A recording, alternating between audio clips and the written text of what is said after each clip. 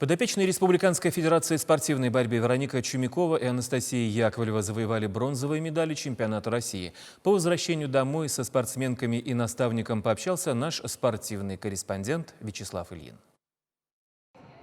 Магия борцовского ковра притягивает. Бронзовые призеры чемпионата России Вероника Чумякова и Анастасия Яковлева уже на следующий день после возвращения с Наро-Фоминска пришли в тренировочный зал, где их ждали не только юные подопечные отделения вольной борьбы 3-й школы Олимпийского резерва.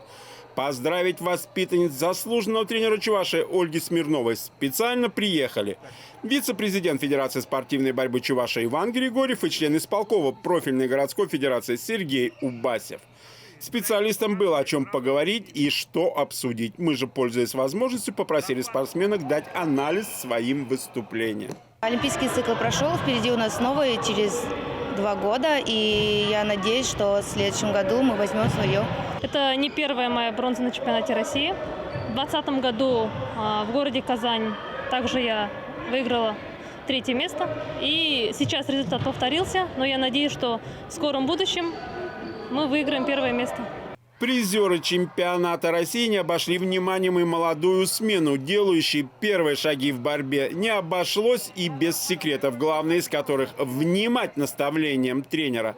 Закрепить материал призеры российского чемпионата предложили небольшим флешмобом.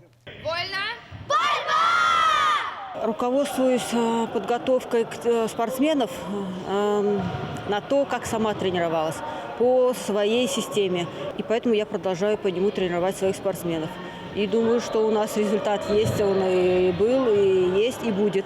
Представительницы женской борьбы задали медальный тон. Сумеет ли сильная половина Республиканской федерации спортивной борьбы дать адекватный ответ, мы узнаем совсем скоро.